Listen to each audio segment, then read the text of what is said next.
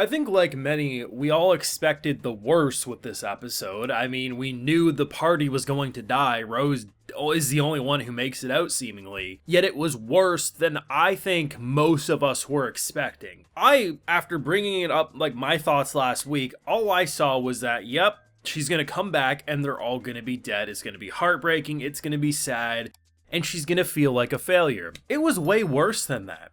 She witnessed one by one each of them brutally die, and worst of all, the character that reminds her of Usato in present day died in her arms after feeling like she betrayed them, after promising that if anything happens, they had such trust that if no matter how hurt we get, Teach, you'll be there to protect us. But when a dude has a sword that if cut, you can't heal that, at least for a temporary time. So if you stab someone in the heart with that blade, they're gonna bleed out before that curse is gone. To watch such a emotional scene of one by one, the first one was bad enough, but there's so many different attacks that are done. It's not just like, oh, everyone loses a head or loses an arm. Like, the first one that gets sliced down, you just don't expect. And then one of them gets their back plate of their armor caved in. I assume their spine and ribs shattering from that. But her jumping in front of Rose to save her, and just that emotional goodbye, was such a salt in the wounds moment.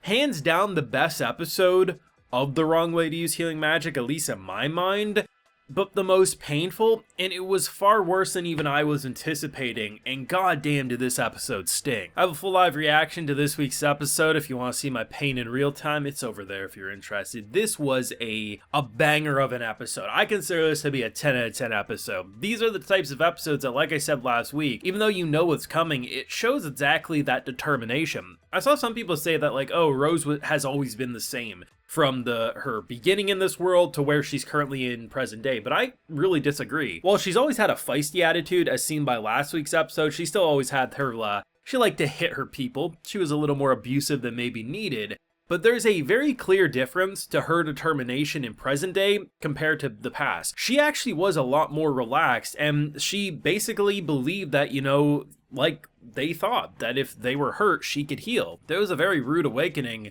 when you see a man who can lose pretty much all of his army and basically cut down literally everyone. It was almost like a big suicide bomb going up to take care of every single one of her people. And when you consider at the start of this show, the king was so fearful. When Usato was like basically claimed to have healing magic, he tried to send that fool to a neighboring village to go live his life peacefully. He's like, please, for the love of God, keep your mouth shut. You do not want to be drawn in by the apocalypse known as Rose. And why is that? Because after the death, after mourning for a good month or so, she had the determination to build an army of great healers, but most importantly, to find a healer who would match her in skill, if not surpass her, so that they would be able to deal with the oncoming threat, the oncoming war. And very clearly, she became more and more crazy, more and more determined, and just burned through people, trained them ridiculously hard, and no one could keep up with her. And those who could weren't to the level that she needed, of course. We see just what this moment did to her, and to really feel that pain. We didn't get to know them to the same degree that she did, but whether it was just the way they put so much trust in her, the vision she had of thinking how they would act if they saw her in present day, and how they would give her a pep talk. They would say, get out of your own head, we believed in you, and you're still gonna do great things. You feel that connection, and even if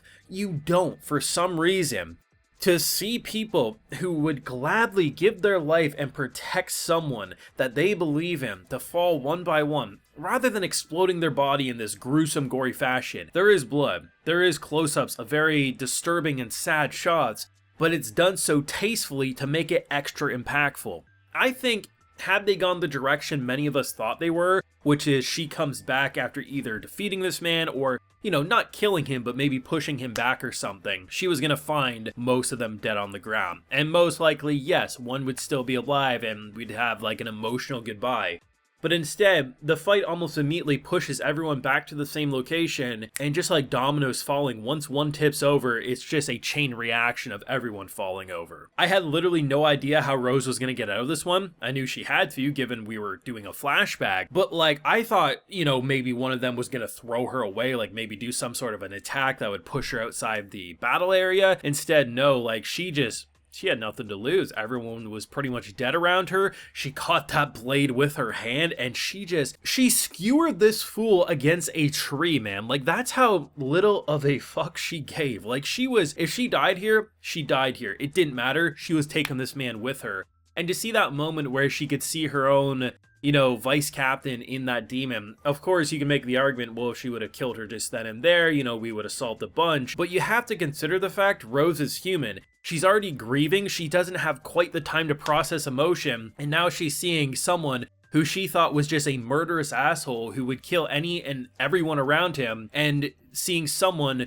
who would literally do the exact same that the girl did for her. Why is that? She's so dumbfounded, she barely has any strength to press on to begin with. It's no wonder that whole scene messed with her. She would gladly kill her in a future battle probably, but it's a very hard pill to swallow when you're barely able to make it to that final blow anyway. It's just a very well directed episode. It's brutal, but it never feels like it's gory and edgy. It hits you in all the right ways. Like, this episode was nothing but pain. It was horrible, man. Like, it was worse than I was expecting, but I am so happy that Rose seemingly is convinced. Maybe she's lying to herself because she can't deal with the possibility of yet again someone else not surviving. Maybe. But she firmly is saying, I am glad I found you. You are equal to me. You will do great things and you will survive. And I'm so interested to see what's going to happen with this coming battle, because the bridge is now repaired. The big boy in the suit of armor, or girl, I don't know who the hell's underneath that helmet, but that's the one who apparently kills our two friends who came into this world with us. There's gonna be a big battle, and I'm not gonna be surprised in the slightest if Usato ends up getting a very similar situation that Rose went through.